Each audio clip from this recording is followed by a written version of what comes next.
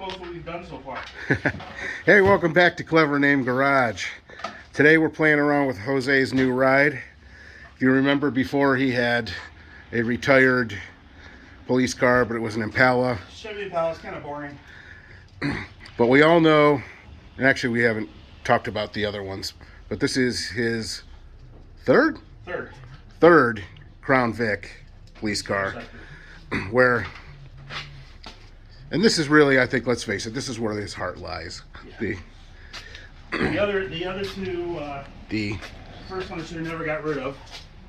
Unfortunately, we found out that one came to a devastating end, where somebody literally took, it was this car basically, but it was a 2007, and somebody took an axe to every panel of that car, including the interior. They hacked up the dash, seats, floors, and then they set the motor compartment on fire, and that was it.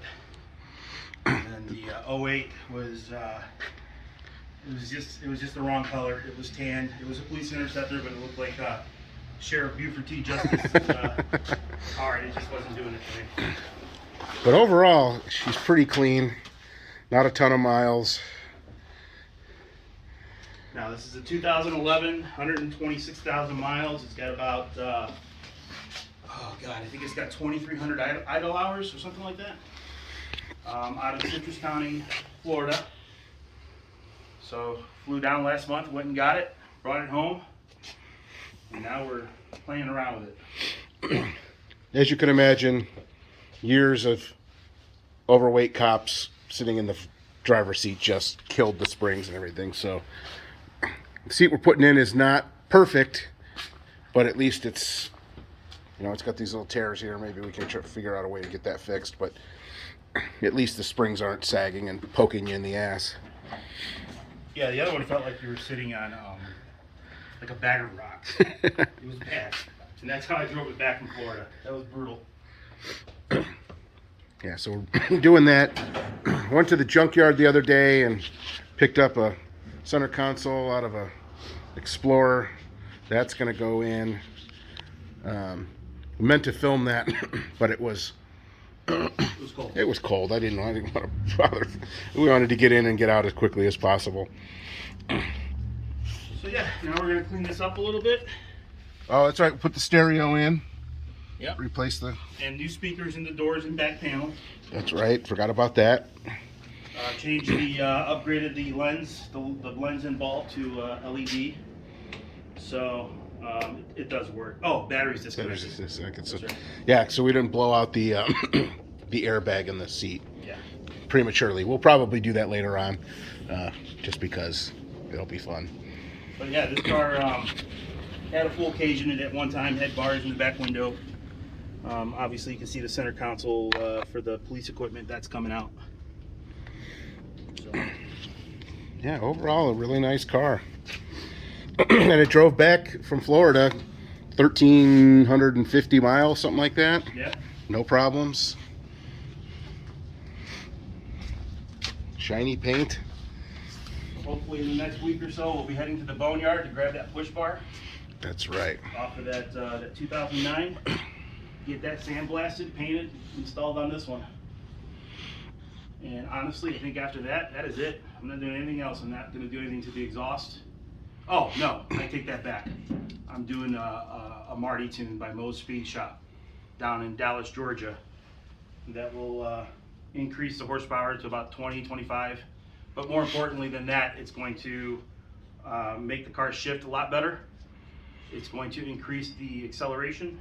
No lag on the throttle, and hopefully improve MPGs.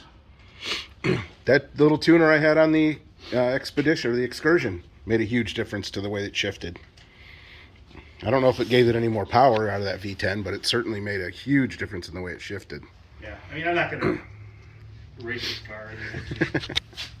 It's more or less just to have fun with it and getting back into the Crown Vic game, man. I miss it. Everybody's talking about, the 5.7 Hemi and how fast it is. That's cool and all, but let's face it, those 5.7 Hemis, 80, 100,000 miles, they're ticking lifters, and it's just, the nostalgia of it is just not a Crown Vic. Yeah. Neither is the Explorer, neither is the Taurus. Everybody sees this car and they know I better slow down. Even if you're not a cop, they know, let me slow down a little bit. It's pretty funny. Oh yeah, we've got a little hole here we gotta put a plug into. Does my daughter have a chip and a vent on her hood of her truck? Go ahead.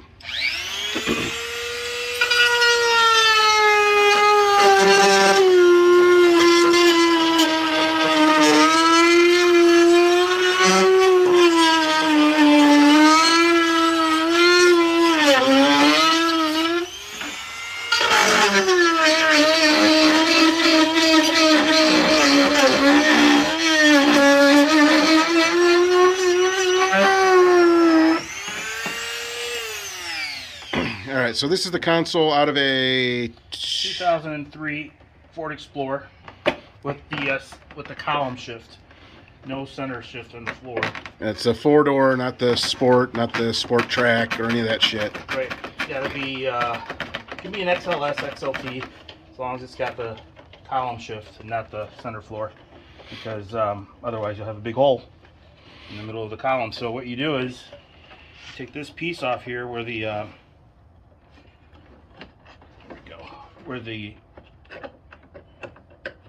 this would lay flat on the Explorer.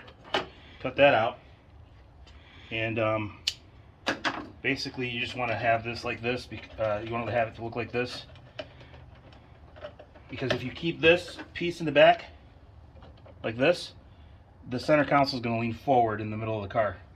But if you take this out, even though the AC ducts are there, it's going to lean back enough to where it evens itself out. Literally, you just pick it up. And none of these ducts or anything, none of them are going to work or anything like that. So No. You don't have to worry about trying to hook it all up. You're really just getting a center console and storage and cup holders and all that shit. And then you're just going to take this.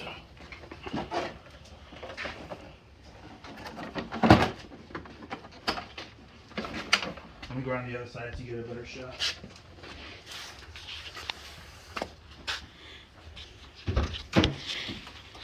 Obviously, we want to clean this up here, but we can do that in a little bit. Not too worried about that. But basically, this is just going to come back. You want me to pull that lighter stuff out of there? Yeah, I can do it in a second.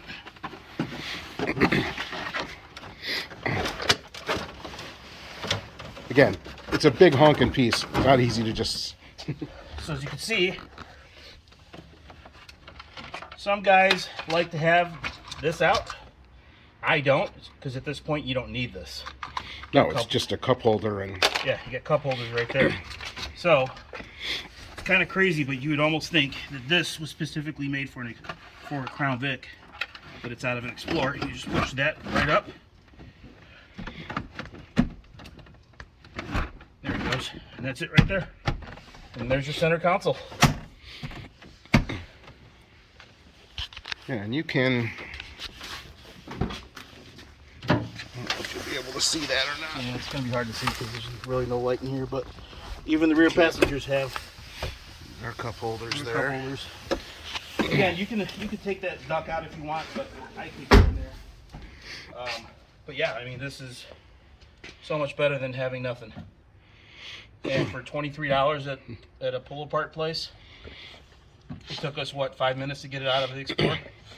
And that's only because we didn't have the right size socket. We had to use a offset box wrench. So if we would have had the right size socket, it would have taken 2 minutes. I mean, there's literally nothing holding that in. Yep. So now you got your cup holders, you've got your center console here with some storage. You got your ornery puppy got my who puppy who thinks she's wants- going to go somewhere. This all she does is whine. We're not going anywhere. I'm not going anywhere, don't worry. But yeah, that's it, guys. It's just, I don't know.